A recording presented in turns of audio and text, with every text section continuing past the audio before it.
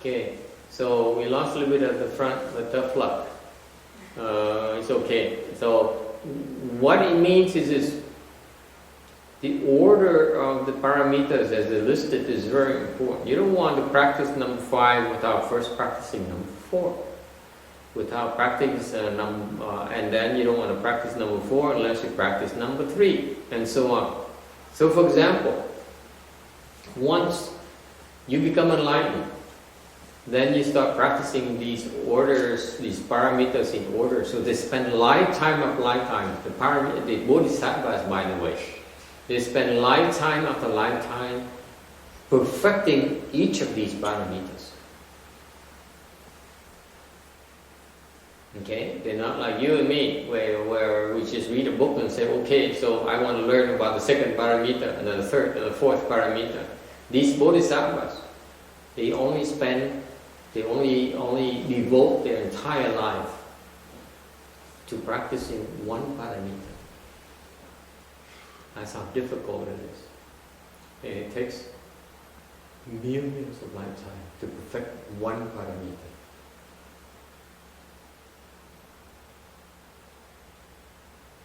It's not that easy.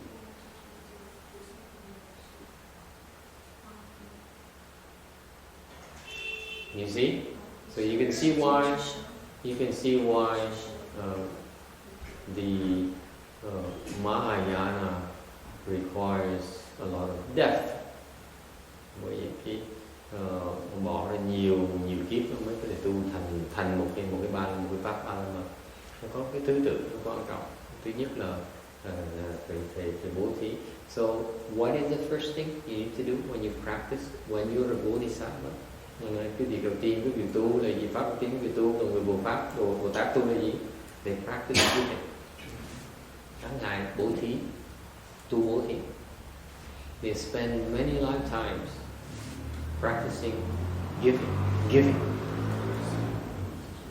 So what they do their entire lives is to give, not take. Thành cái điều Bồ Tát đó, we're talking about individuals who are enlightened already. They have wisdom already, and yet they still need to perfect that practice of giving. Đây là đang bàn về những cái người có trí huệ rồi, đã giác ngộ rồi, mà vẫn bỏ ra đời kiếp để mà tu một cái pháp là pháp bố thí. So for example, in Chinese Buddhism history, you hear of a person, chẳng như trong cái lịch sử về Phật giáo bên Trung Quốc, nghe cái chuyện một cái người đó. He says a man who spent his entire life fixing the road of potholes. Thì có cái vị người cư sĩ đó bỏ cuộc đời ra là để mà sửa đường đó. Back then the roads have not paved; it's made of dirt. So, and in a heavily traveled road, it rains, and the heavy carts and so on, they create a lot of potholes. They cause a lot of problems with the carts, with the business, with the travel. So this man here, he spends his entire life fixing potholes. It's called, instead later after he died, then somebody recognized it and said, oh, this is actually a bodhisattva, so it's his name, ground maintaining bodhisattva. So sau khi mà ông này ông chết rồi đó, để một cuộc đời để đi sửa mấy cái ô gà không à.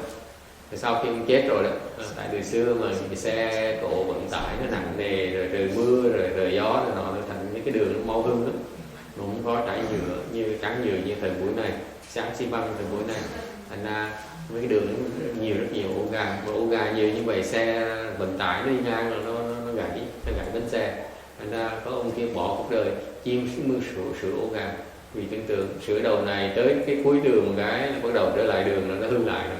So what happens is that he starts fixing the road from beginning, then he gets to the end of the road, and goes back to the beginning, and then fix it like that his entire life.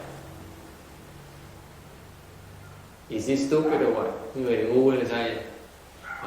And so sau này khi mà ông chết rồi thì người ta mới công nhận ông này là một cái vị Bồ Tát. Cái hành động của Bồ Tát có một danh hiệu này là Trì Địa Bồ Tát. Is that stupidity according to you? What do you think?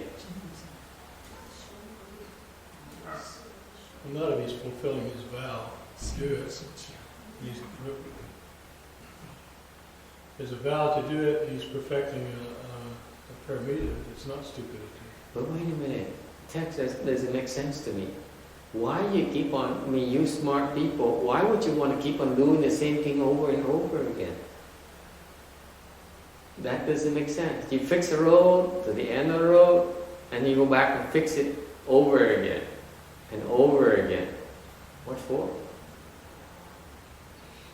It probably deteriorates by the time it gets to the end of it. Well, but it doesn't seem like a futile effort, isn't it?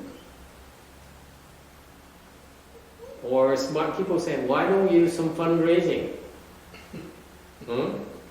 And you hire more people to build roads, to fix roads. Why not?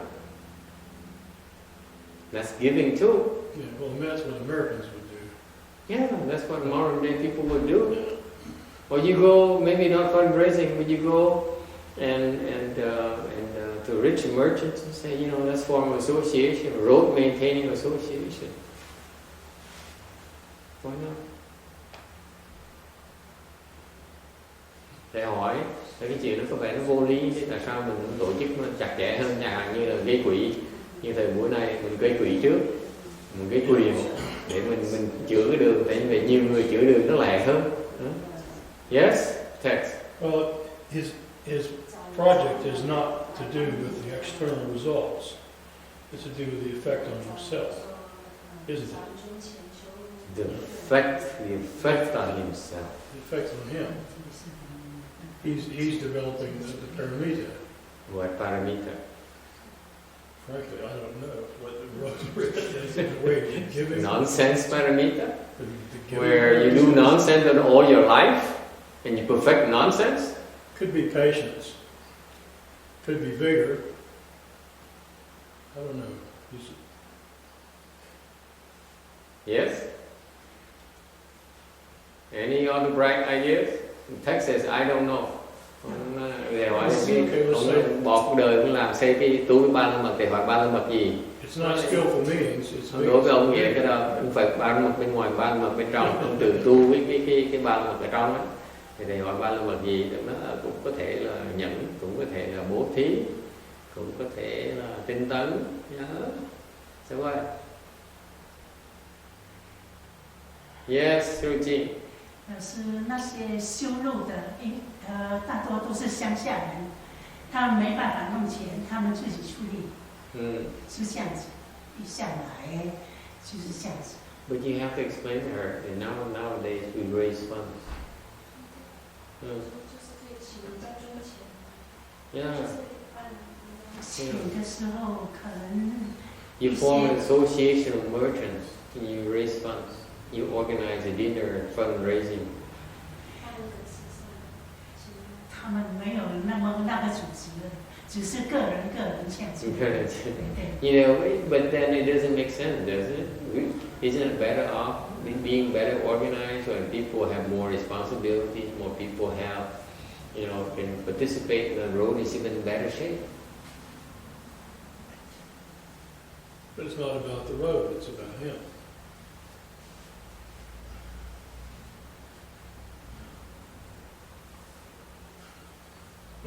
It's not about road, it's about him. Thì em mắc là như vậy, tại sao nó hơi có cái tiếng sự lũng củng? Tại vì cái làm nhiều người nó lợi hơn, mà nhiều tiền nó lợi hơn, tại sao gây quyền, gây quỹ, thêm kiếm thêm người mình giúp? Thì ông này trả lời nó không phải là về cái làm này, không phải là do đường làm chéo ống. Yeah? What do you think?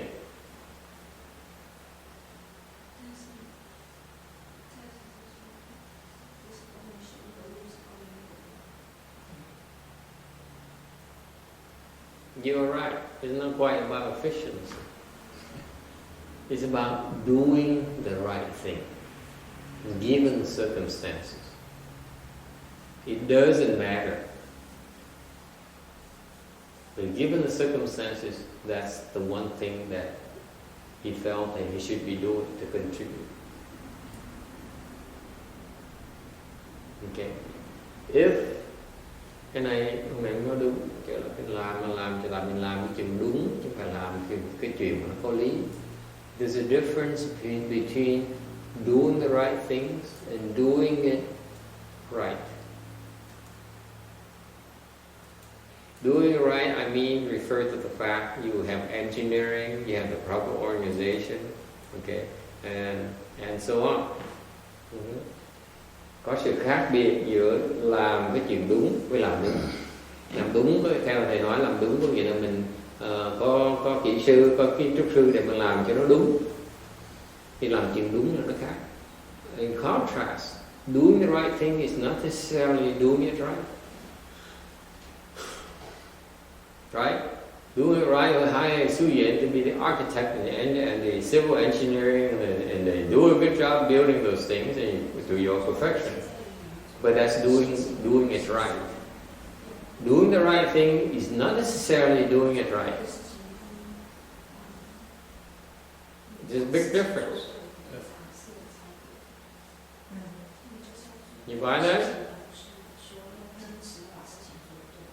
People nowadays are concerned about doing it right instead of doing the right thing.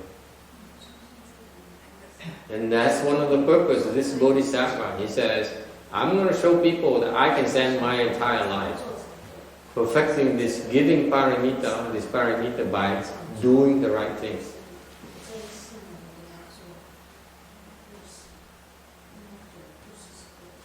Okay, why is that? Thì cái người Bồ Tát này có nói bây giờ tôi bỏ cuộc đời tôi để tôi tu cái pháp này cho do dạy cho chúng sanh là mình làm cái chuyện đúng chứ không phải làm đúng.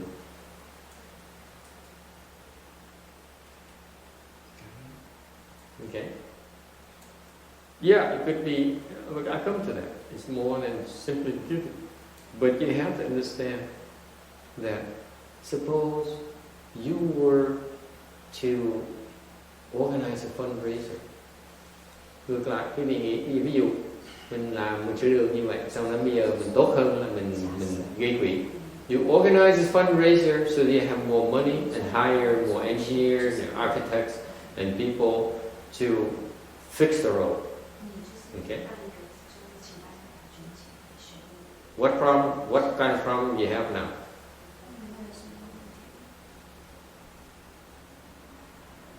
Now you are attached to efficiency, aren't you? Yeah. Now you're afflicting others. Now you come to others and say, I need your money. And they say, but we never met before. Yeah. Then you're taking, not giving. Yeah, you're taking. You're taking others' money. You're taking others' time. You're taking others' resources. Okay? Yes, it's more efficient, but then you're imposing yourself on others. If you do that, you may have a hard time perfecting your giving paramita, you ask me, because you still have attachments to efficiency. That relates along the line of what Texas says. It's about him, not about the road. That's correct. Sure. Okay. It's about practicing these bodhisattvas practices without any kind of attachments.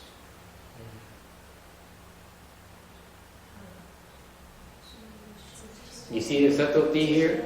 We modern day people are so concerned about efficiency. We're so concerned about getting it done. Because if you're so worried like Roberta about accomplishing his paramita and says, I need to finish my road and do it efficiently because I don't have that much time left, okay? Then she's attached to completion. Right? It sounds reasonable, it sounds justified, but it's a very subtle form of attachment. It's a form of greed, you will. She wants to get it done. She wants to finish it. Well, this guy's here, does it over and over again. What kind of mindset is that? Yes? Not attaching to You just do. You don't worry about results. Cái này nó quan trọng, cái sự phân biệt nó quan trọng thưa quý vị. Vì bố thí mình thời buổi này quý vị làm như vậy là quý vị gây quỹ, quý vị tổ chức để làm việc nó tích cực hơn và nó có hiệu quả hơn. Thì như vậy quý vị cũng phải quý vị đang kẹp vào cái này, đang kẹp vào cái chấp trước vào cái thành công, chấp trước vào cái sự cho cái tổ chức. Okay. Còn cái tinh thần của cái người này nó đang sửa đường này là người ta chỉ sửa đường thôi, nó không cần biết sửa đường lui, sửa đường tới, sửa đường lui, sửa đường tới, không biết là cái đoạn đường này là chỗ nào, chỉ cần thấy cái chỗ cần làm mình chỉ làm thôi. You do what you see but must be done. Okay? I need to stress this with you. Modern day people, we are so concerned about results. And that's an attachment that has to be undone. If you become enlightened, you cannot become enlightened unless you detach from it. There's no results. There's no end. This symbolizes the Bodhisattva practice. We practice it without any end in sight, without demanding that we succeed.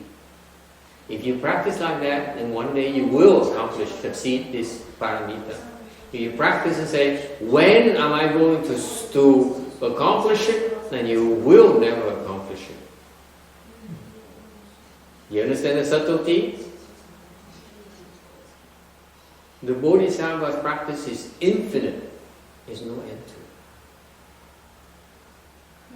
So, if you look at it that way, quý vị phải hiểu như vậy này, cái hành động của Ngài Bồ Tát, cái pháp của Bồ Tát tu là không có cái rốt cuộc, cái rốt cuộc này, chỉ làm, chỉ cần làm thôi. Tại nếu như quý vị có tâm thần như vậy, muốn làm tu làm cho nó xong, thì cái đó không phải là ba la mật được. Đó nó có một cái mục đích. Còn người Bồ Tát là tu cái pháp là không có, nó vô tận cùng, vô cùng tận. Có nghĩa rằng là làm hoài không cần biết, thấy chuyện cần làm là làm thôi, không cần biết là làm thế nào mới xong rồi. Cái làm xong này là một cái lòng tham, làm xong là một cái sự ích kỷ. Okay, have to remember that desire to accomplish is selfishness. That desire to accomplish is limited.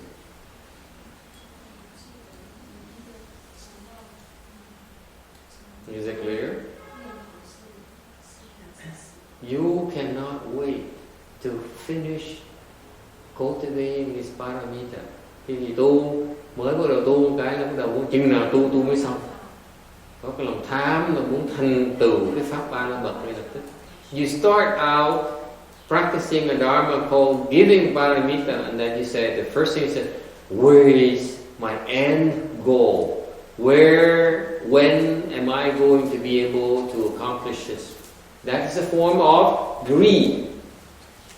It goes against the mindset of our bodhisattva. The bodhisattva keeps on giving and giving and giving and giving non-stop. It doesn't matter. Đây là cái pháp, cái tinh thần người Bồ Tát. Ta tu bố thí như vậy, ta chỉ cho người ta thôi, ta chỉ bố thí, cứ bố thí hoài, và không cần biết chừng nào cũng ngừng bố thí. You see that? So if you say that I should organize to make it more efficient,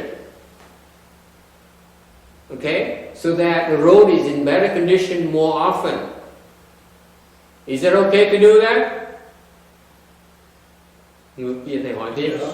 Nếu như vậy, nếu mình nói bây giờ mình nên tổ chức để mình làm cho nó cái đường nó tốt hơn và nó thường tốt hơn và nó lẹ hơn nữa, để có nên làm như vậy không? Yes or no? Sure. Yes. Why yes? I just told you it's infinite. So what's the point? Well, we're talking about roads. It's okay.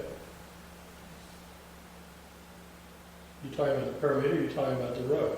I'm talking about this guy cultivating and giving paramita.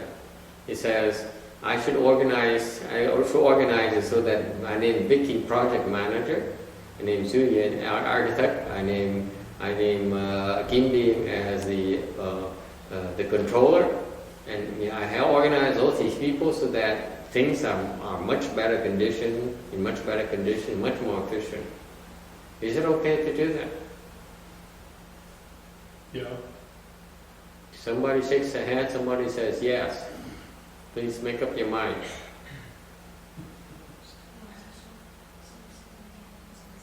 That's not dealing with paralitas. It's not. That's just dealing in a physical realm. That's not. The worldly approach. Yeah. Kim Nhiên, you agree with that? Như vậy là thế gian pháp. Not if my goal is to work towards perfection as a bodhisattva. You just have to do one little method.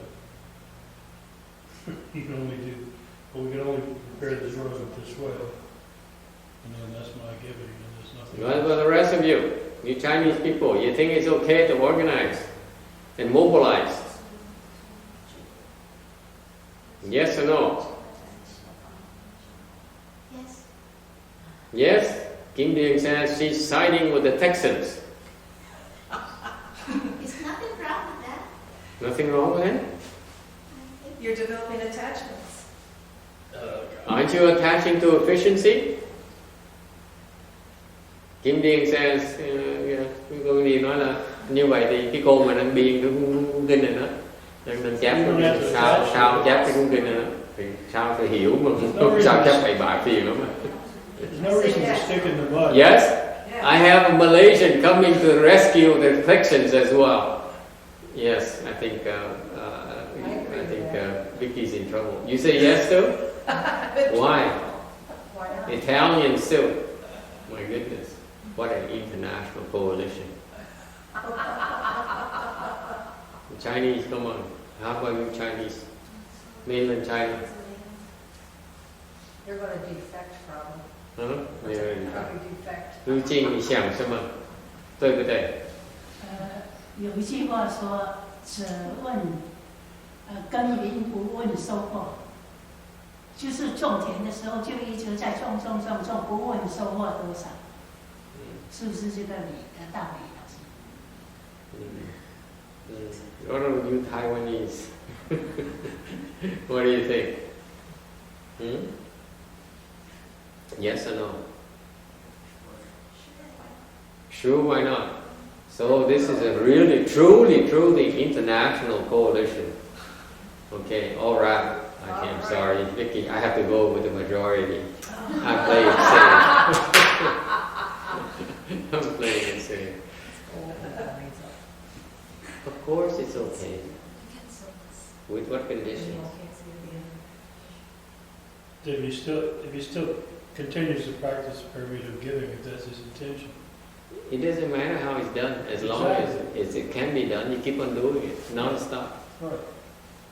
If you mindset, if you keep on doing it, and you organize, and then next time around, people are like, I don't want to organize, I don't want to give money anymore, then you find another path. As long as it's available, why not? No end. The most important thing about these practices is no end in sight. Okay? It doesn't matter how it's done. Because if you insist on doing the inefficient way, then you are attached, aren't you? Yes. That's true. That's See? another attachment. See, Everything's attachment. I swear, everything you do is an attachment. you do in the realm of what's possible, not the efficient or not the effective. Whatever is possible to do, you do. Endlessly. That's a paramita. Is it clear? Yeah. So this bodhisattva happened to choose the path, the hardest path.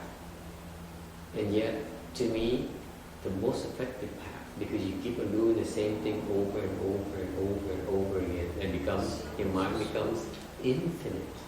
You don't think about it anymore. That's what Dharma is teaching. He's not teaching about inefficiency. He's not teaching about efficiency either. He's teaching about the mindset. no beginning, no end. That's good. Okay. That's paramita. Is it clear?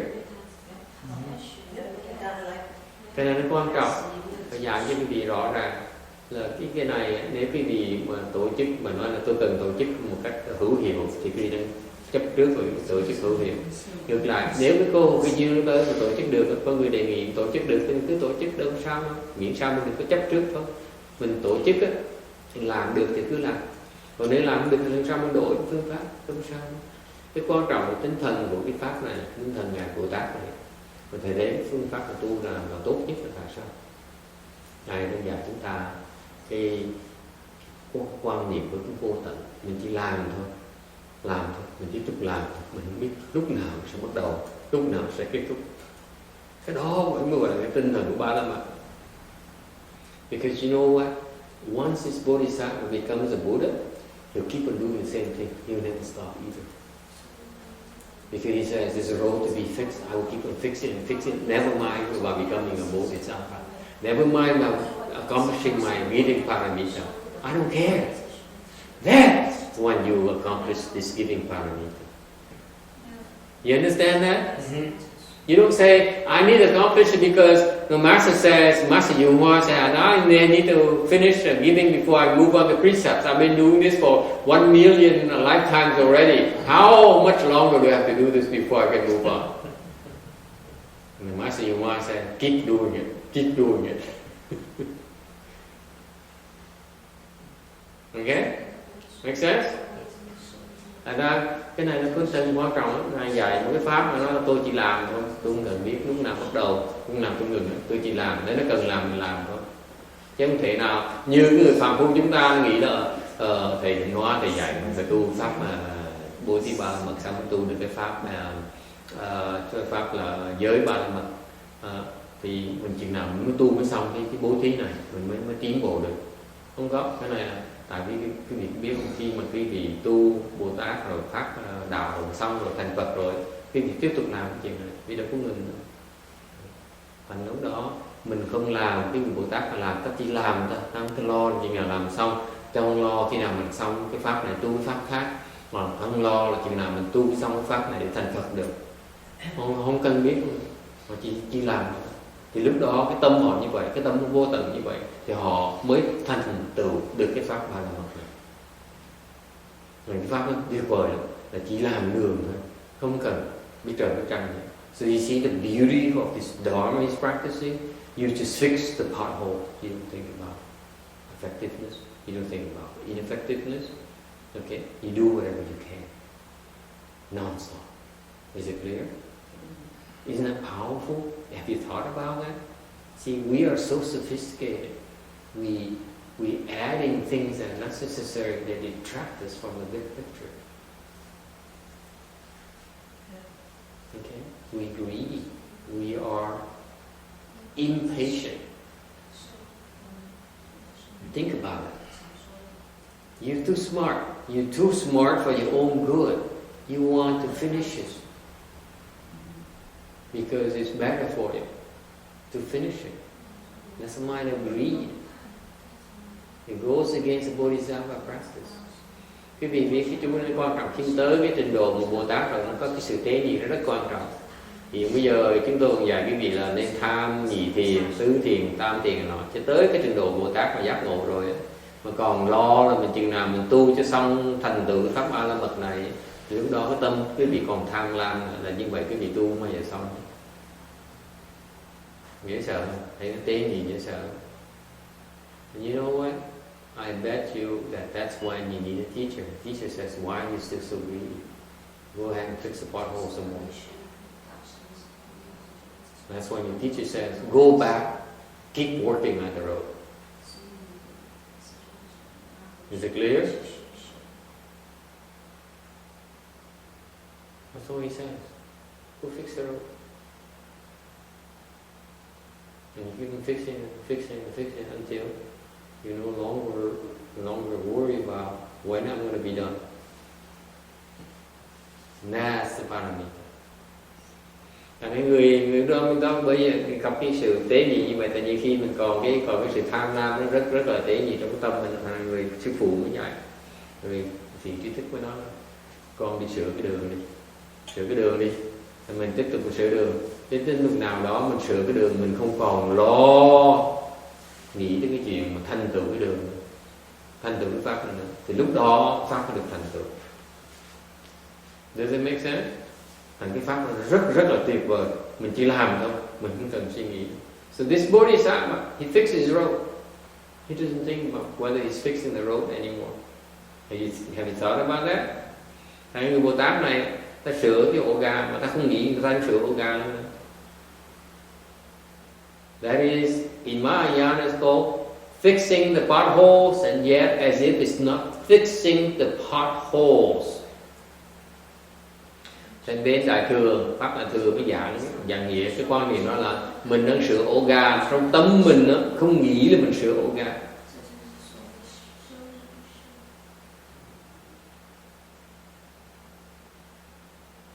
That's what Ru Ching is alluding to. Right? You fix the potholes and as if you're not fixing potholes. You don't calculate. That's the mindset behind it. Mình chỉ làm thôi. Mình không có phân vân, mình không có so đo, mình chỉ làm. Tại nó cần làm, because it has to be done. Is it clear? So you see, in practicing this giving paramita of fixing the potholes, okay, in fact, you also are practicing the other five ways as well, aren't you? Yes.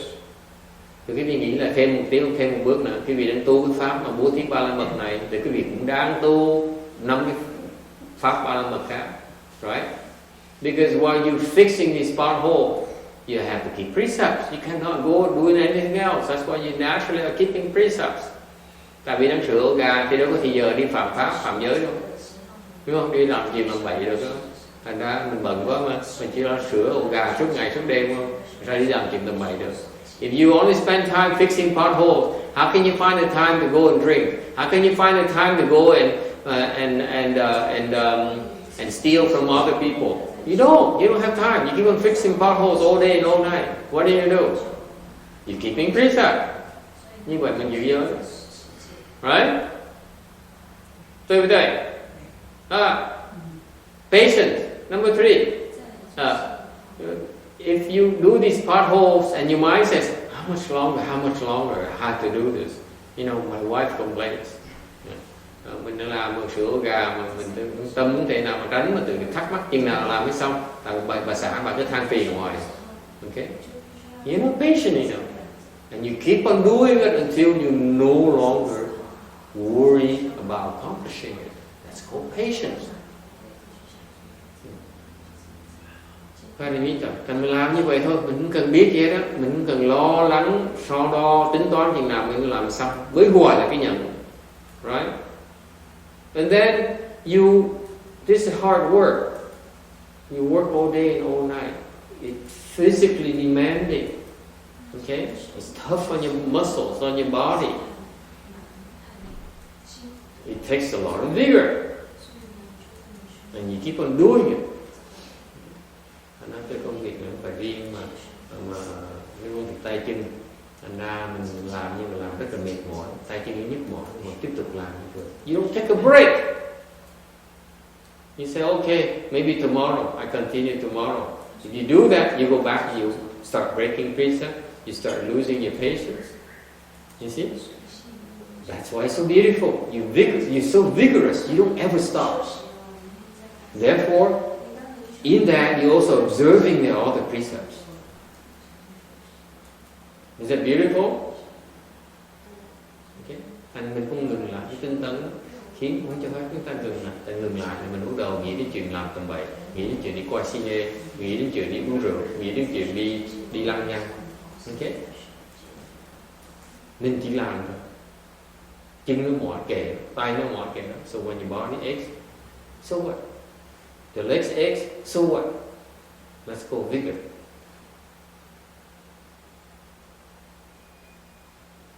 Okay? And finally, how about the samadhi? Rồi tôi cái định sao?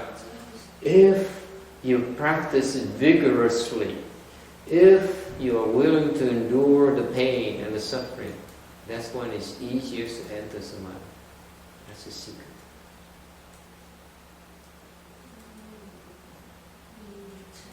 Chuyện về một phương diện khác, nếu như quý vị sẵn sàng tu cách tinh tấn, chịu cực, chịu khổ, chịu lạnh, chịu đói,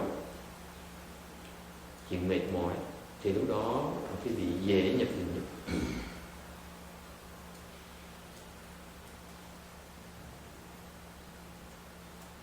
And this is why in Mahayana we switch from going on alms, both rounds, to going back in the temple where actually you're so busy cultivating, we don't have time to go out. Because the walking there and going back is such a waste of time for us. We're too busy. We're busy from morning to night. Cultivating, meditating, working, whatever. That's why the Chinese decided to switch from the pilgrimage, from going out and making food, and into staying within a compound and work out better. That's a difference. As you notice, the novices I have in the temple, you get up in the morning until night, they are busy working. We're practicing very rigorously, non-stop. It's one thing to after another, unending. And then he prepares for the lecture, and he goes on this project for the next day. And he prepares lectures, and he asks for help, and I yell at him, and he keeps going. It's non-stop. And this is a characteristic of Mahayana. Very vigorous. Okay?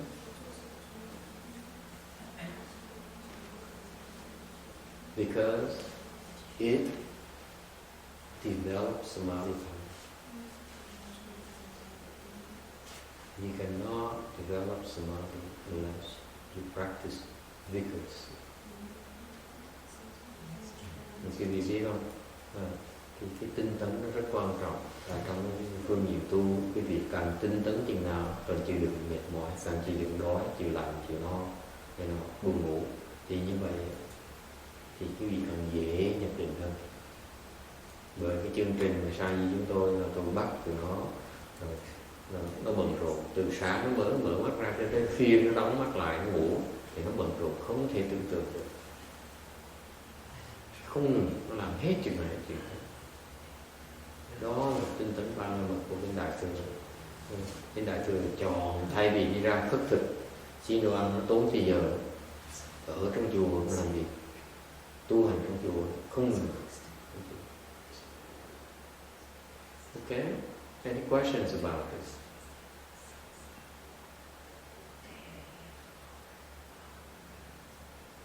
Okay? And if you have samadhi, then your wisdom naturally unfolds. You don't have to do anything. Mà khi quý vị có định lực rồi, thì tự động quý vị sẽ phát cái này. Không cần làm cái gì hết. You don't need to do anything. Is it clear? You suddenly understand. Bỗng nhiên hiểu. There's no thinking. There's no reasoning. Nothing. Oh, this is consistent with what I learned from this book, from that teacher. No. You just know it's the right thing. Just know it's correct. Just like a 6-page chart, I said it at lunch. You walked by and saw a man reciting the Varsha Sutra, this one here. Saw the line where you should produce a mind that is nowhere unattached. He said, yes, that's it. And he became enlightened. He opened his wisdom because he knows it's the right thing. There's no intellectual deduction, there's no intellectual reasoning. You just know. That's called wisdom. You just know it's true. Okay?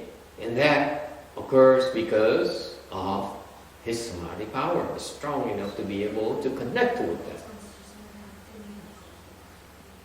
Because if you have to argue, if you have to debate, if you have to reason, you have to deduce, then it's not wisdom. It is worldly knowledge. Nên quan trọng, một khi quý vị có định lực rồi, tự động quý vị sẽ phát cái huệ này, không cần làm gì đó, tự động nó phát. Không cần phải suy nghĩ, không cần phải lý luận, không cần phải biện luận, không cần phải đo đắn. Một nguyên hiểu đến sự kiện. Những ngài lực tổ đó.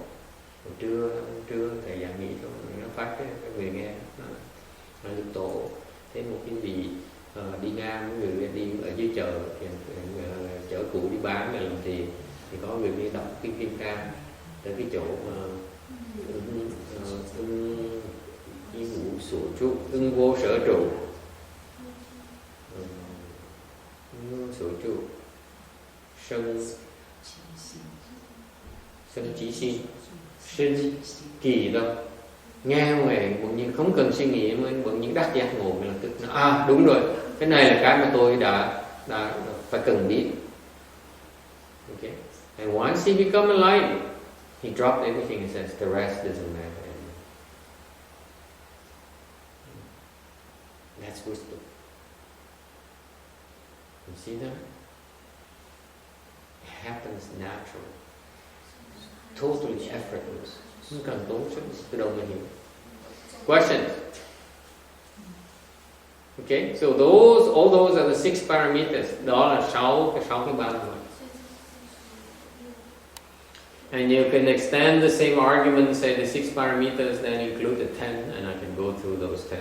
But that's okay. Here the slides only stops at 5 and 6. So we stop at 5 and 6. Okay? There's other opportunities. I explain more about the other 4 later, but not here. Okay? Mình có thể tiếp tục nói dạng về cái đệ thất, ba la mật, đệ tám, đệ cửu, đệ thập. Điều tại vì cái đó là một cái duyên khác, đợi duyên khác mình nhận nghĩa xong. Cái luật ba la mật nó đại diện cho tất cả 10 ba la mật luật. So the same reasoning goes, because one paramita symbolizes all other parameters.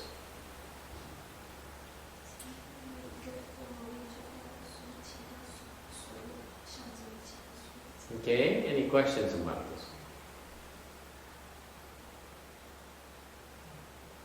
All right.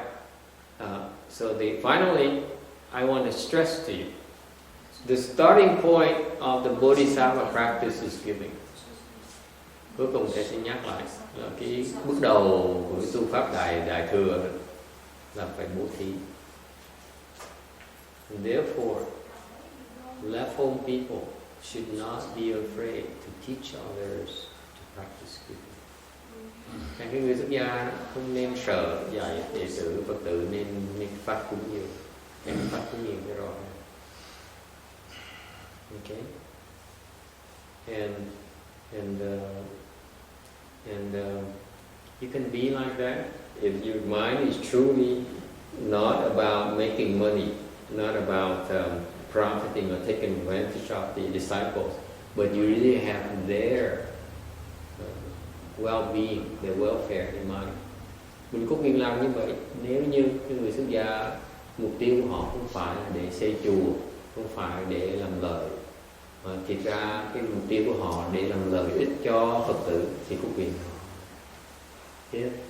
It's somewhere in our mind, the back of our mind says, I need to give, practice teaching giving so that I get more money to build a temple, then you should. Okay? Because that's greed. Any question? Ai thắc mắc gì không? Okay.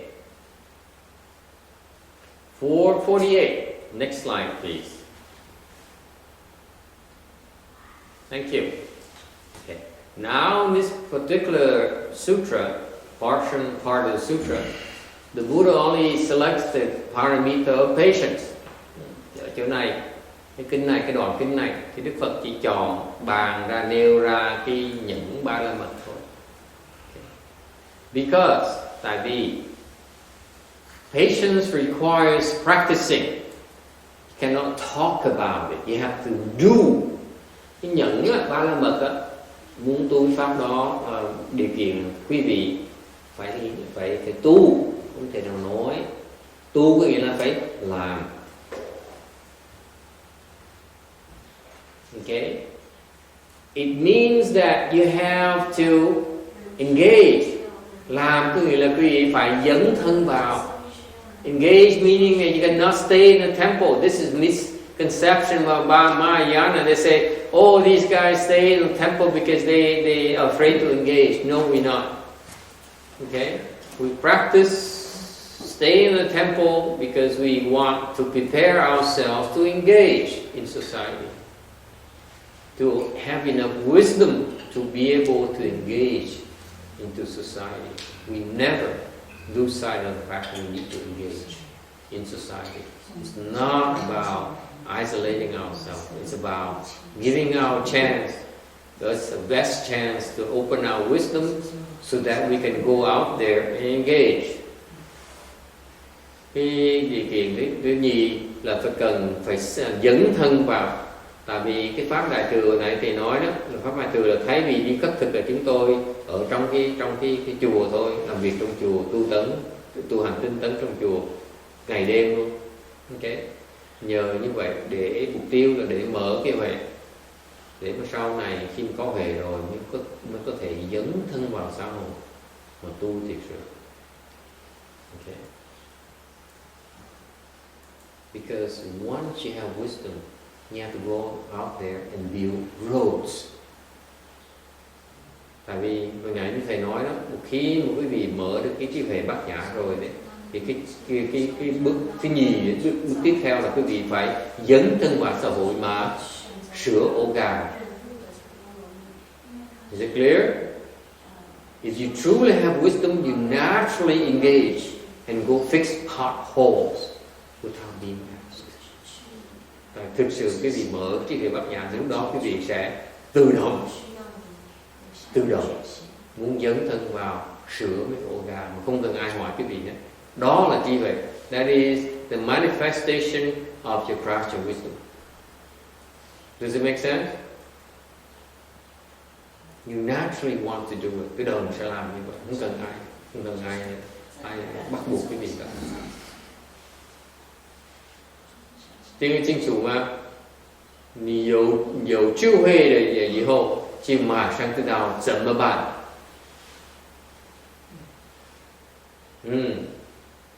听得懂吗？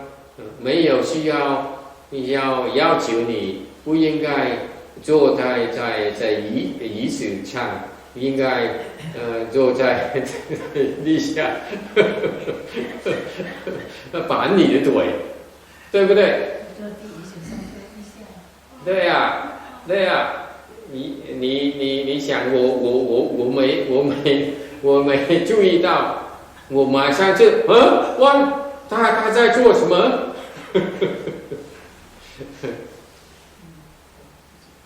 ？Ta cười là chọc bà tới 4 chùa rồi, 4 năm rồi.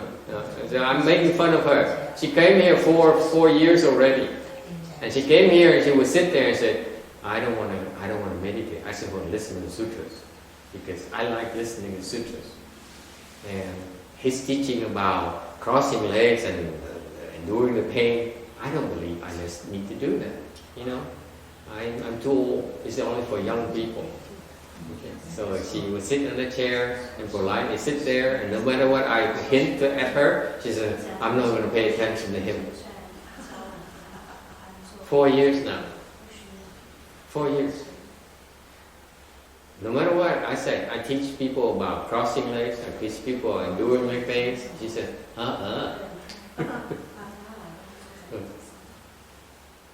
And then This Chanchi, after enduring after four weeks, now she decides to sit on the floor herself.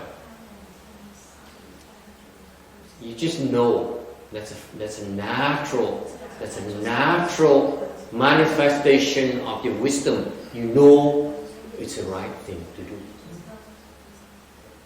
Cái này đặc biệt lắm, mà tại cái bà này tới đây 4 năm trời, nói bà này ngồi, nói thầy bà chỉ chê thầy, nói thầy dạy gắt cao quá đi. Bắt tôi là chịu đựng đau, chịu đựng khổ, chịu đựng đói, chịu đựng mệt. Tôi không làm, tôi mệt thì tôi đi ngủ, lạnh thì tôi mặc tấm áo. Còn cái nhất định là không chịu đau rồi. Cái đau là của tôi lớn tuổi rồi, đau làm cái gì nữa? Tôi sắp đi rồi, bắt tôi cực khổ làm cái gì? Nhất định không chịu đau. She refuses to do like this. Refuses. Okay. Rồi nhất định không chịu đâu.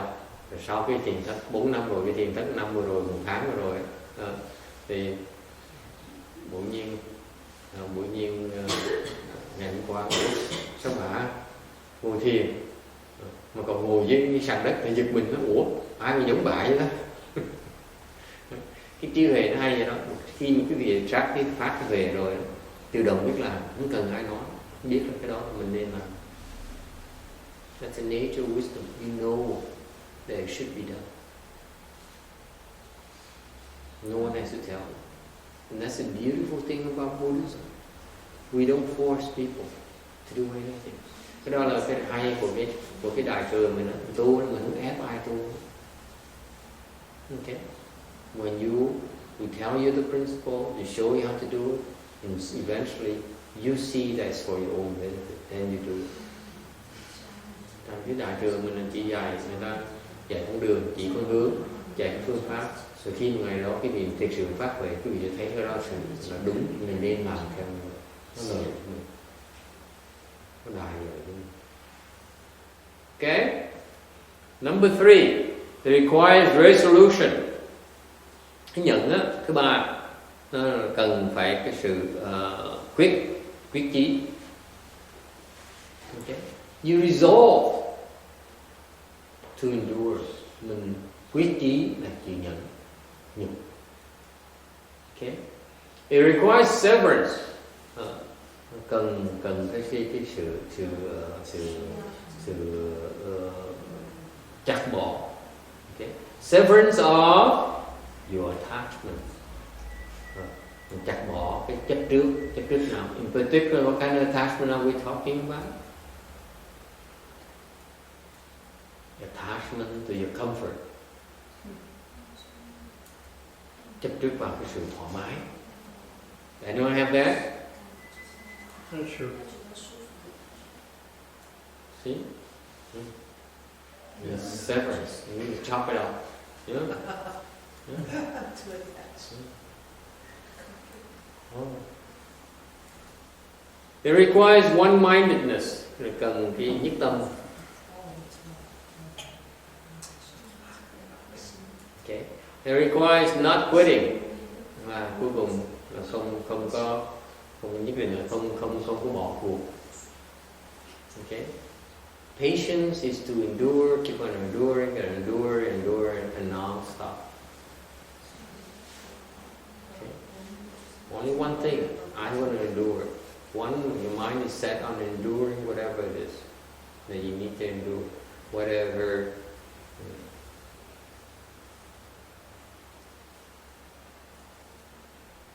And in particular, it's a particular instance where the Buddha, when he was practicing as an immortal, the king came around and tortured him, and berated and tortured him, and without any real good reason.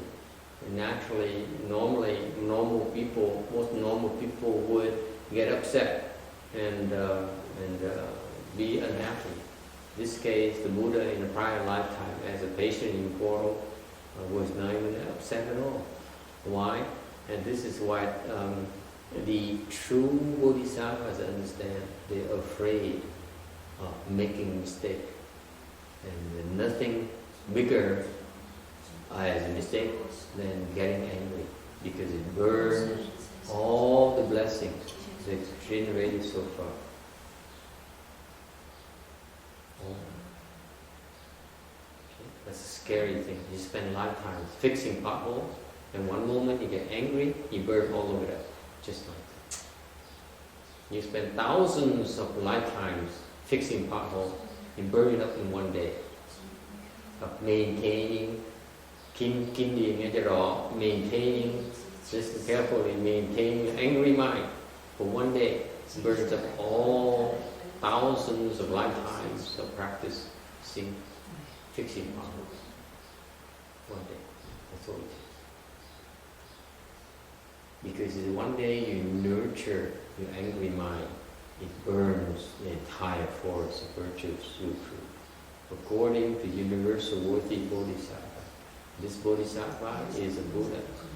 He's telling you the truth, describing you the process. Okay? It only takes one day to burn down the entire force. Scary. Think about it. Cái này nó quan trọng. Cái người mà tu hành cái nhận này, cái người Bồ Tát là có cái tâm là người ta có sự hiểu biết, có sự trí huệ, thành ra họ tránh nhất là làm lỗi, là họ sợ làm lỗi. Đó là lỗi gì mà họ thật đặc biệt sợ cái lỗi lầm lớn mà họ sợ là sợ lỗi giận. Một khi mà lỗi giận như vậy 1000 năm mình bỏ ra để mình sửa mấy cái ca có thể bị đốt nổ trong một ngày nếu mình nuôi cái lửa giận trong ngày. I know that when someone makes you upset, you nurture the anger day after day after month after years, right? That's normal for us. We don't realize that we nurture the anger. It is like we're burning up all the meritorious deeds we create during the duration. Everything goes to waste. All you have left is nothing but ash. It's get blown in the wind. That's why the Bodhisattvas know they're very afraid of getting angry. They resolve the anger right away. They don't nurture it. Please pay attention. Nên người Bồ Tát hiểu rồi, các ngài rất là sợ cái luật nhân quả, hiểu rõ luật nhân quả, hiểu rõ một cách nào là rất sợ nuôi cái lửa giận trong bản thân mình. Tại cái lửa giận nó đốt cái rừng công đức mà quý vị bỏ ra biết bao nhiêu ngàn triệu kiếp rồi xây, một ngày nó cháy tiêu rùi hết, không còn gì nữa, nguy hiểm cái độ như vậy, đều phải bắt đầu tu lại. And once you burn up all your forest of virtues, the merit and virtues, you have to start over again. It's gone. Can't recover. Khi mất cái rừng công đức rồi, quý vị phải bắt đầu lại. Okay? You start from square one again. Now, for those of you who meditate, I ask you to pay attention to this research, this test. You find that if you have a hard time sitting, crossing your legs, more so than a prime time, it probably has to do with your anger. You're getting angry recently. You run short of virtues, and that's why now you struggle with hell trying to cross legs.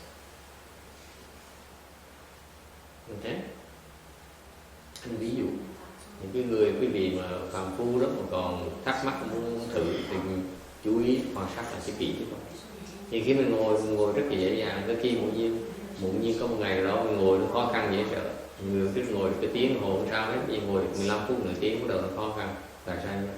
Tại vì một số rất lớn là họ nuôi dưỡng tâm sân hận. Cái tấm sân hận nó đốt hết tất cả các vết máu, nó xong ngồi yên. Người Bồ Tát nó sợ cái giận như thế. Bodhisattvas are scared and getting angry. They are scared. Literal. Okay. But the one thing that they stay away from is getting angry. Okay? Any questions? Yes, Vicky. You lost your question. No, That's right. I have a question, a comment and a question. Anger is so seductive because especially when you're angry because you think you're justified in being angry, and somehow you think that's okay because you've been... You feel very righteous about it. You feel righteous about it. And then all of a sudden you get hooked into being angry. Because you feel good that you can justify yourself. And you can release anger in someone else. And you can just... It feels good to to see the pain in the face for being beaten or shot at. I know I'm violent, but... I wasn't thinking like that. But it's very seductive. And how do you... That's because you started by using the word seduction. It's a seduction in like pulling a trigger or slicing the samurai work through. Yeah. Never mind. I should refrain from these violent descriptions. Because it feels good. Those who are honest know what I'm talking about. When you're so angry, it feels so good to do an act of violence. And it's wrong. It's Yes, wrong I agree. to do that, and it's wrong to think that. Yes. So that's a comment. What is the question? How do you stop yourself How do you stop yourself? from doing it? How do You have to ask Su Yin. I don't know. I'm still struggling with it. How do you stop your anger?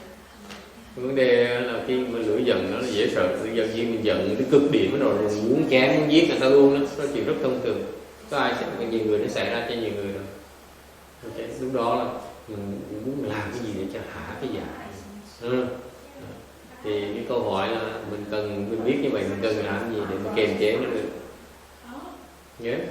She had a good way. What is it? Cry? Yes.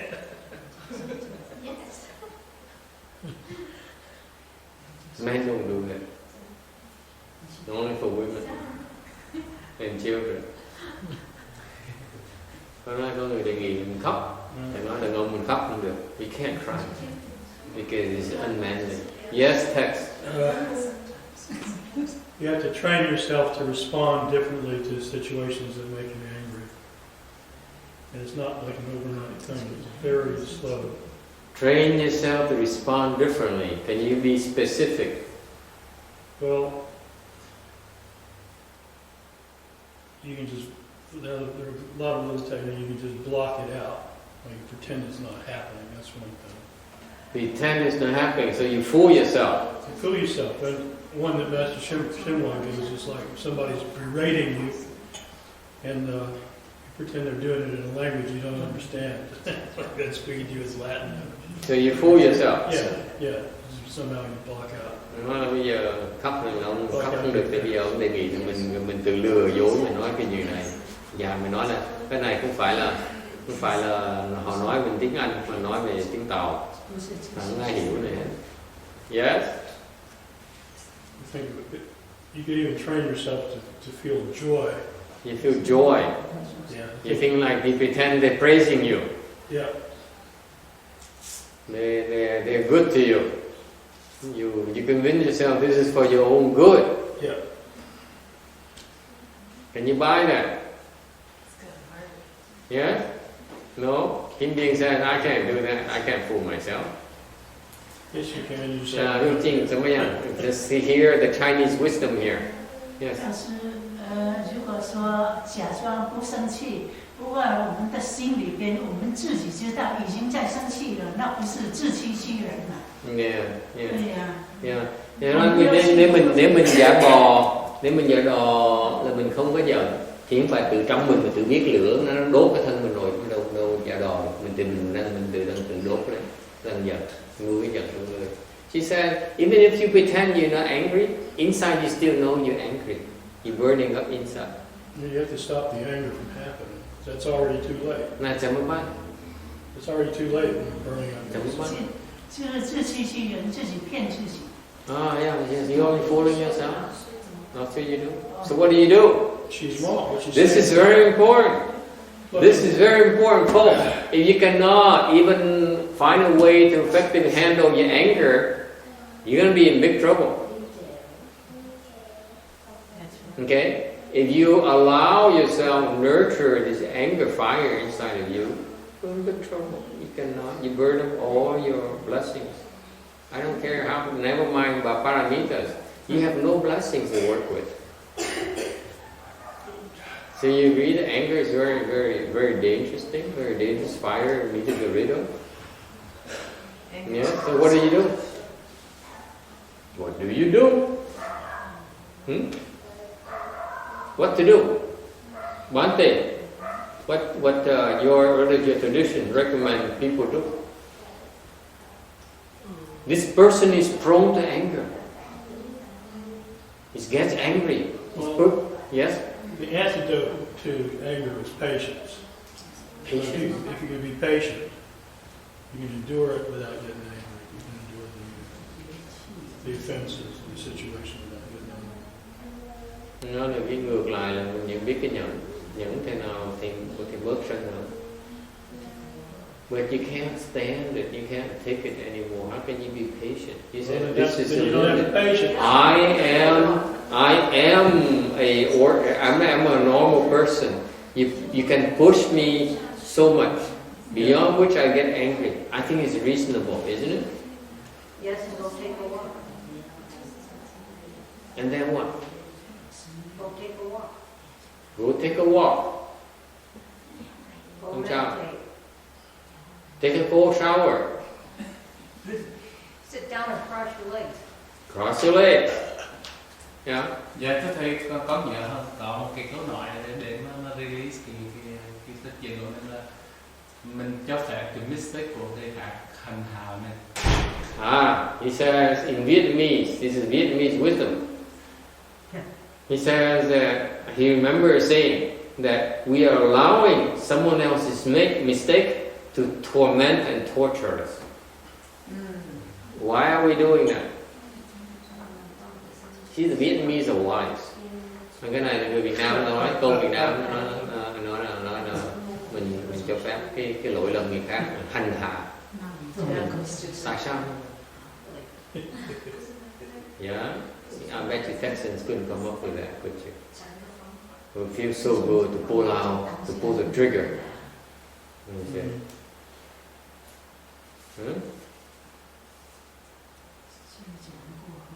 What do you think?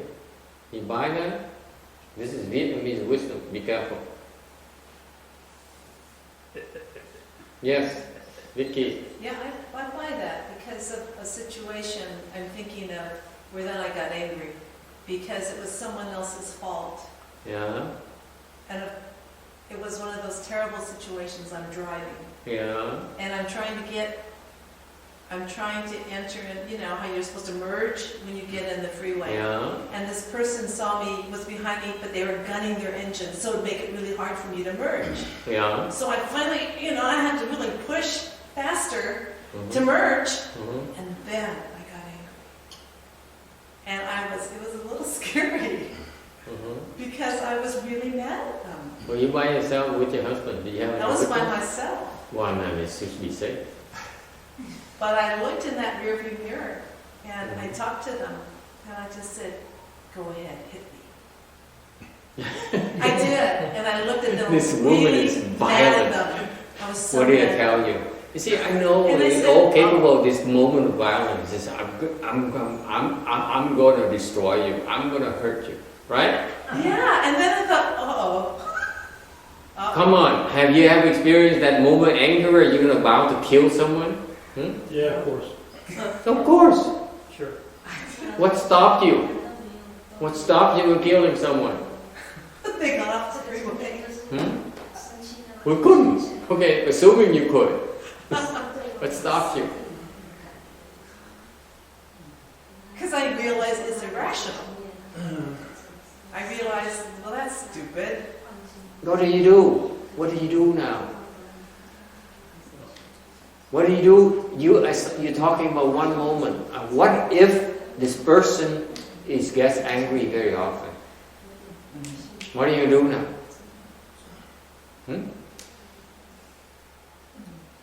What do Italians do? Mafioso. What do you do? You break people's kneecaps with a baseball bat? That's what I thought they do in the Italian mafia movies.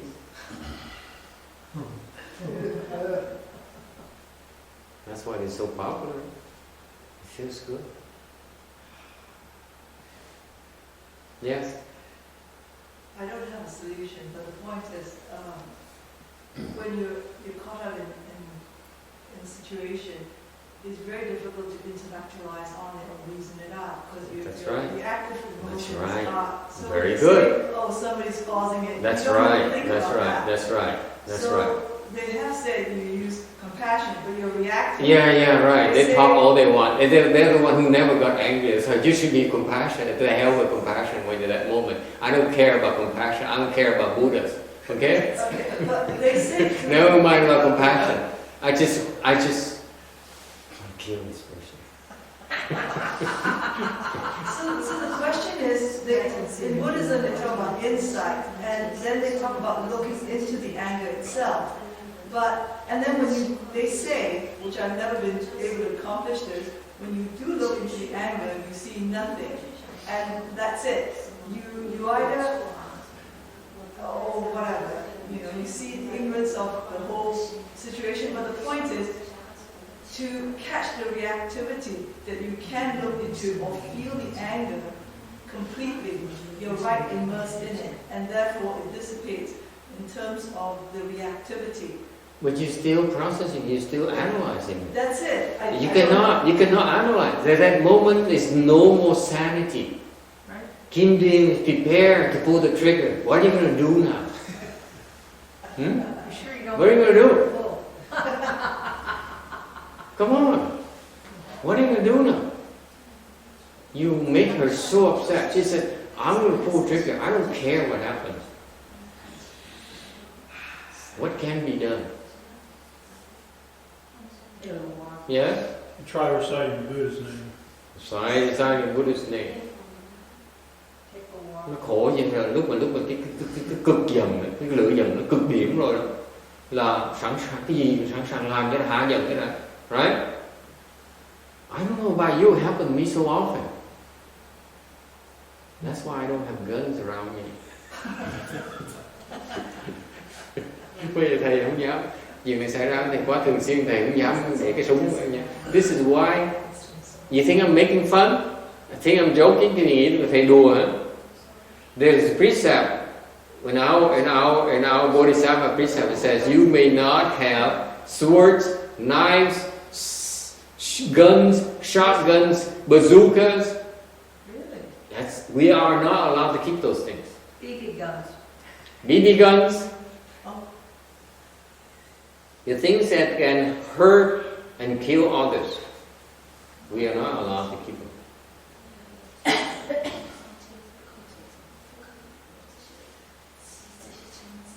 Okay? And that's the answer. How? You still don't get it? See, Vicky says, I don't care. I don't care whatever you say, Master. At that time, at that moment, I'm going to say, go ahead and make my day. The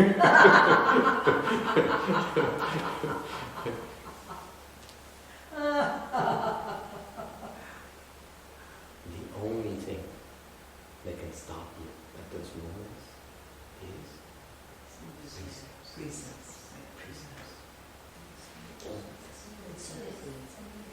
You have to pre-program yourself. It says there's a line that you don't cross. It's called precepts. No matter what happens, no matter how, you see, this is a situation. Why are you so angry first and first place? Cái này là quý vị cần cái pháp gọi là pháp cái giới pháp. Cái giới là cái ranh, cái tường, cái ranh giới mà quý vị không có quyền vượt qua với bất cứ trường hợp nào, bất cứ lý do nào, không có quyền vượt qua. What happens? Why are you so angry? Tại sao mình giận? Have you thought about it? Why are you so angry? Reflecting your own fault. Two reasons. That two major problems you have at that point. Lúc đó nó có hai vấn đềที่mình phải giải quyết. Okay. Number one, you blame someone else. Okay? It's not your fault. It's someone else's fault. Okay? You feel righteous about it. They are wrong. I am right. And you refuse to listen to reason. Vấn đề đầu tiên là cái vị nghĩ, là cái vị đang trách người khác có lỗi, cái gì là mình đúng, người ta sai. Trách lỗi người ta. So far so good. You remember those angry moments? Someone is wrong. So wrong. No, it's just wrong. Someone is so wrong. It's unbearable. Right? And number two, you cái gì là gì? You feel, listen to me carefully, entitled to punish them. Am I correct? Mình nghĩ là mình có quyền trừng phạt người ta. Have you thought about that? This is not written anywhere in Vinaya or any Buddhist books. I just know from experience. You feel entitled to punish them or to do something about it. You are entitled. Mình có nghĩ mình có quyền làm cái gì đó để trừng phạt người ta. Mình có quyền. Yes? Comments? Well, sorry, we can go. No, go ahead. Well, if you take an example where someone shoots your son, like some killings you see in the school, or your child. Yes. Therefore, you are angry and you feel entitled to punch them because somebody has done something to you. Yes.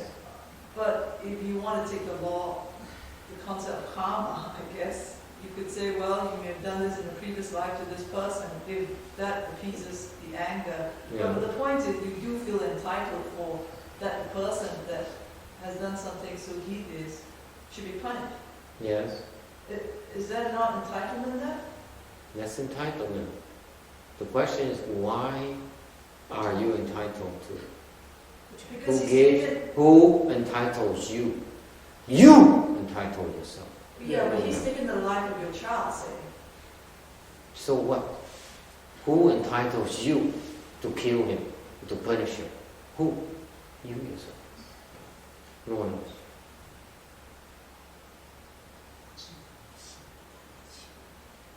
Nghĩ mình có quyền trừng phạt người ta thì thầy hỏi quý vị, ai là người trừng phạt người ta? Quý vị từ cho phép mình trừng phạt có quyền chứ đâu có ai nào khác nữa đâu. It's only your ego entitling yourself. But is the killer not to be blamed? I'm not talking about blame or not blame. I'm talking about the entitlement process. Yeah. You entitle yourself. Yeah. That's how Because ugly it is. you sing the two things. You blame somebody and then you feel entitled to punish. And that you blame somebody is serving as an excuse for you to entitle yourself to punish the other person. Yeah, but the person blaming the killer of the son, of his or her son. Yes? So there is blame here. Yes? So what? There's rightful blame. Rightful or unrightful doesn't matter. No. I'm talking about entitlement. Okay. The blame is only an excuse to entitle yourself. It's a two-step dance. First you blame someone, and number two is, see, that person is so wrong, therefore it's perfectly okay for me to punish this person. Okay, Vicky, your turn. You understand that? There's a two-step dance. By the time you get to entitlement, it doesn't matter anymore. It's very fast. Deep down, you don't even think that you even don't blame the other person. You simply say, aha, you're wrong, and you punish them. That's that quick. It's just no deliberation here. It's automatic. You're wrong, I'm going to punish you. At the same step. Okay?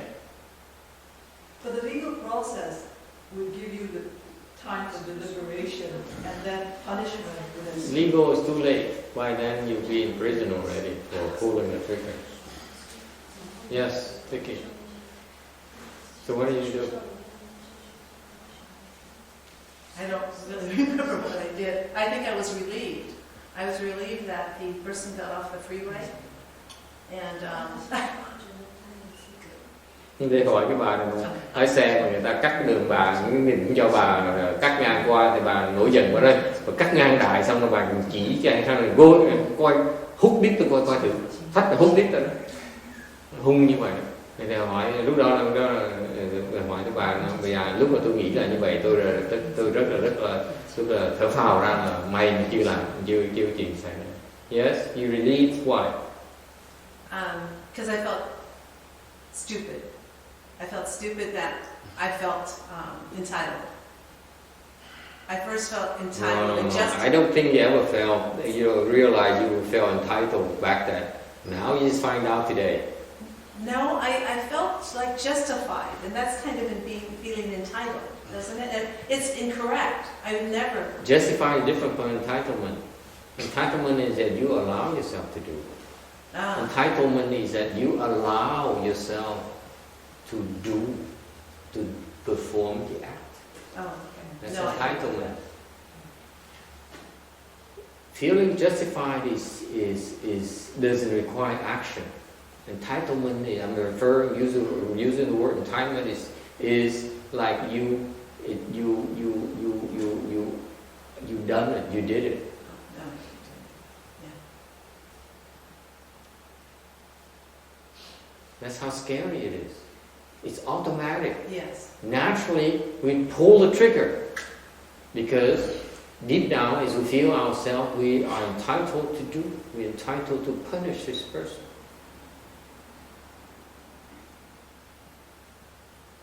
Well, is that how the mafia functions? She's sleeping.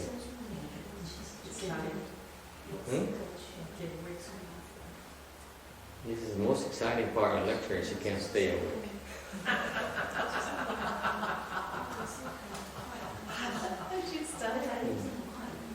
So how do you do?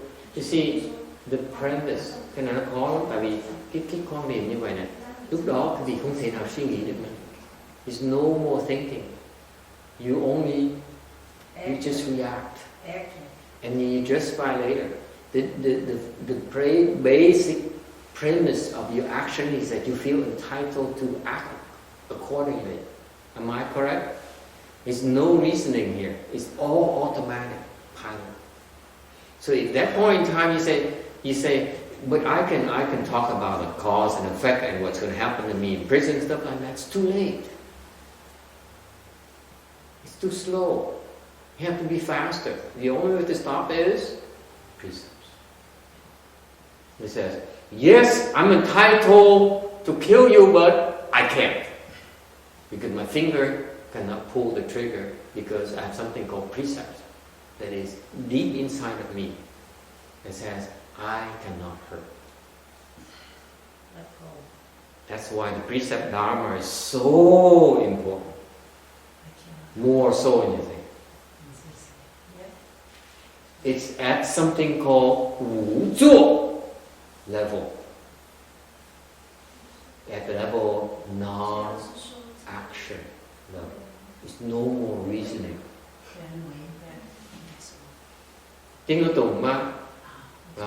The precepts is very important. The precepts that we practice has two levels. One is marked, meaning you reason. You say, you should not do this because so and so and so. The second level is underground, undercurrent. It's called 无作. Okay? Meaning that you don't have to think. Somehow, somewhere in your system it says, no, I will not kill. No, I cannot kill. At that moment, that's the only thing that can stop you. No one else. No Buddhas, no Bodhisattvas. Only your precept substance says, I will not harm, because I vow to do so. That's pretty cool. You understand now the importance of precept? Yeah. You guys think of precepts as something that binds me, something that prevents me from living, something that prevents me from being human. No, it is something to protect you. It makes you stop. It makes you stop at those moments. If it doesn't stop, then, okay, sometimes you don't stop. Okay, you can't stop. You shoot and you miss. I'm serious. You shoot and you miss. Or you shoot and naturally you naturally miss. That's a precept substance too. You know, you shoot and you move your finger a little bit. So you miss.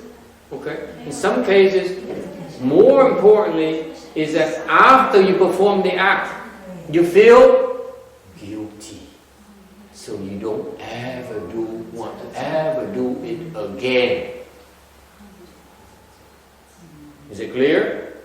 It takes many times before that precept system becomes stronger and stronger and stronger to the point where, no, I will not harm.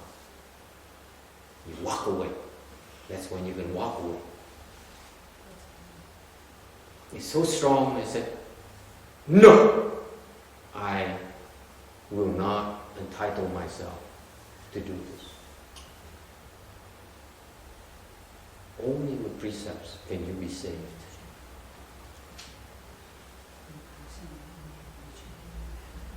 Please, Mr. Texan, we Buddhists have many advantages over you, ordinary people. This is why it's being taught this way, being transmitted this way, is for our own protection against our own ego.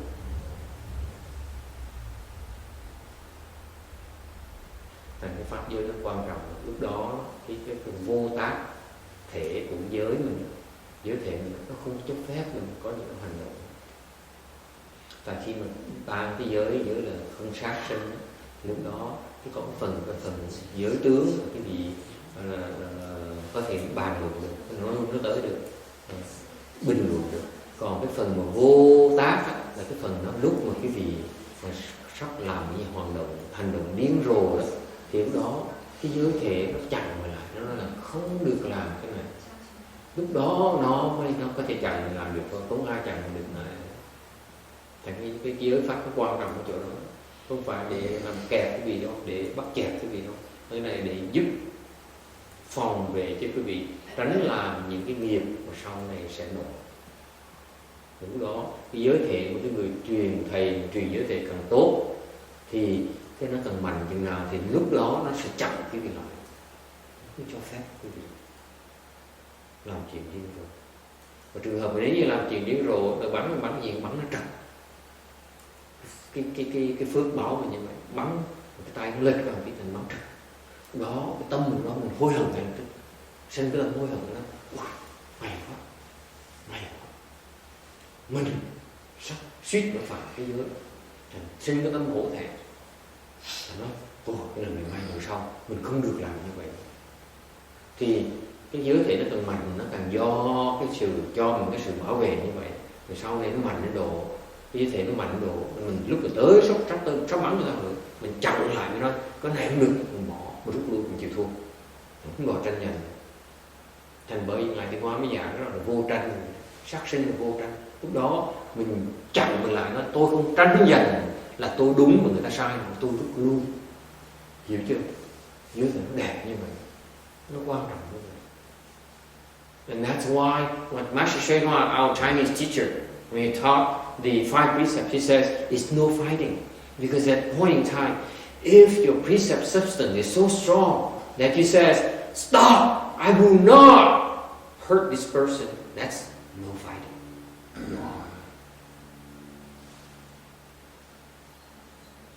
Because you are at that point in time are able to disengage and say, and I am going to walk away from this because I will not fight. I will not indulge into fighting. Isn't that beautiful? You have all these tools all around, you don't even use it. Okay? And let me assure you, naturally, the more these instances happen, the more in the back of your mind you have this guilt. He says, oops, oops, oops, oops, I should not be doing this. It becomes louder and louder to the point where he says, I'm going to stop, I'm going to walk away. I disengage. You win, I lose. That's a precept substance. Protecting you. Thành ra cái giới thiệu nó càng mạnh thì càng ngày mình càng có thể tự chặn lại được và không cho phép các hành động có thể hại người khác, có thể giết người khác. Rồi mình nói là mình chịu thua để ta thắng, mình rút lui, mình không cần hại người ta, không cần đánh người ta, chấp trong đánh. Okay. Yes. So this phrase that one has to tell oneself, you win, I lose, but it really is based on one disengaging with the ego. Is that just like dissipating it slightly? Yes. Yeah. And usually that's when you get help from your teacher who gave you the precept substance who says, you will not kill, you will not kill. The substance, the purer, the stronger it is, okay, the more forceful it becomes when you cross that threshold. It says, no, don't go there. Back out. That's without thinking. You understand? It's just like you can't pull the trigger. That's the function of the precept system. You want so badly to pull the trigger, but somehow you can't. Because there's no more reasoning. You understand that? There's no time for intellectual deliberation anymore. Either you kill or you don't. At that point in time, the precept substance kicks in and says, no, I can't kill, I can't kill.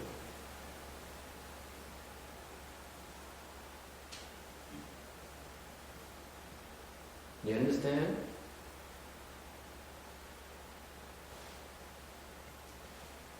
Thành ra cái này, cái giới thiệu nó quan trọng lắm. Khi mà cái giới thiệu nó càng mạnh chừng nào, mà ông thầy cho cái giới thiệu càng mạnh chừng nào, lúc đó không còn đủ thì giờ mà suy nghĩ nữa.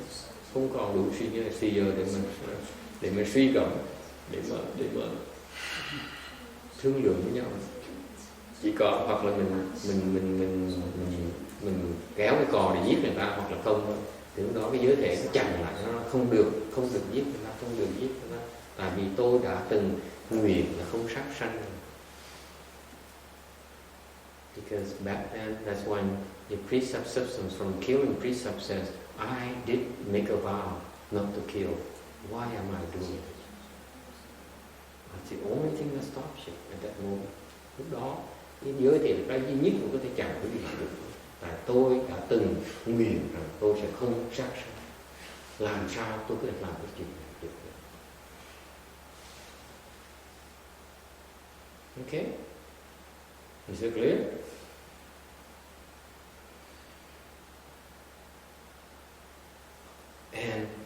And trust me, Roberta, at that point in time you miss. You naturally miss. You may pull the trigger, but you miss. And then you say, I was very lucky. That's your protection. Quý vị biết lúc đó, quý vị có thể bấm cái cò nghe, vậy này, bấm trật. Nó liên quan đến bấm trật. Đó là phước báo của quý vị. Bấm trật một cái, xích xa, ôi may quá. Mình suýt phạm cái lỗi phạm cái giới. Lần sau không nên làm cái phước báo như vậy. That's the nature of your blessings. You're so blessed that you miss, and then you remind yourself not to ever do it again. Next time around, you don't pull the trigger, but you can walk away. You understand that? It's not that easy, trust me. Roberta, it's not theory. You don't just go from one side, like Vicky says, go ahead, make my day, to walking away. It has one more step. You miss. For most people, you miss. And you feel guilty.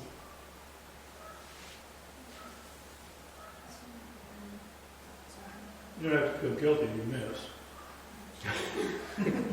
That's what you say, Ted? Okay. Any questions? All right. Time is up. My goodness, 2 hours. So.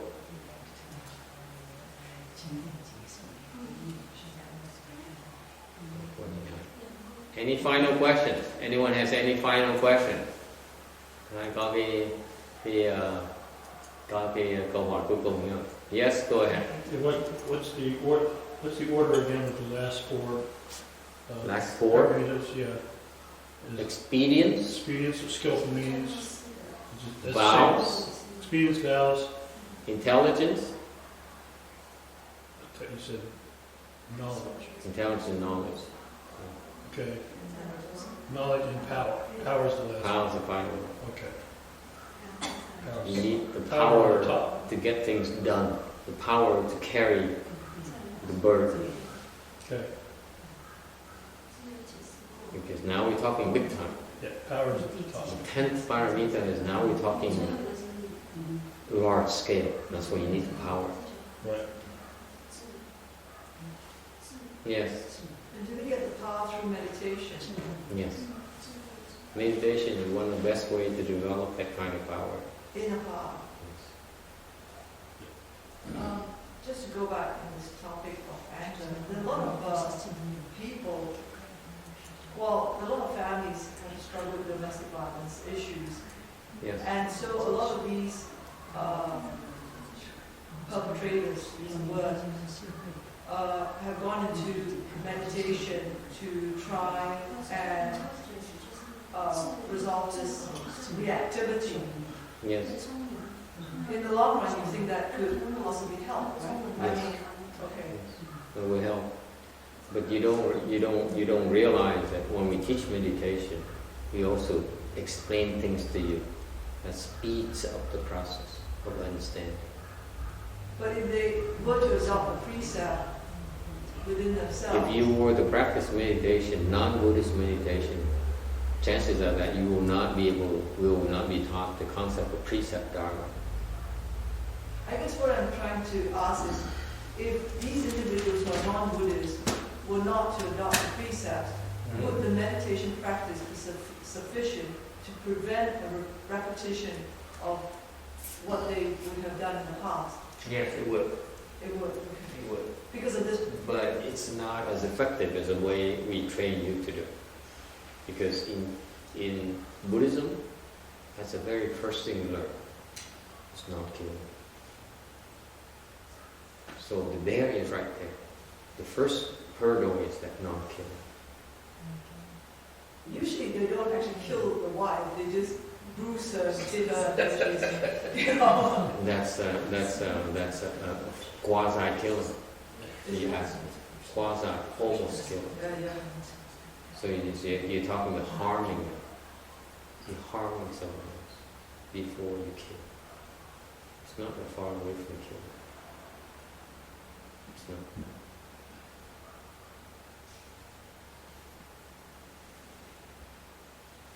You're killing the spirits. You're killing the self-esteem. It's much worse than physical killing. Those people are scarred and hurt for life.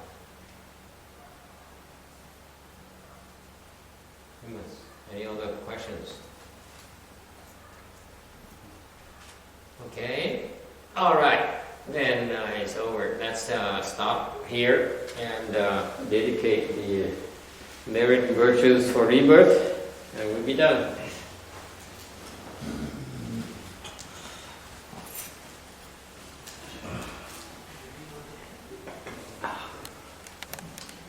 Turn to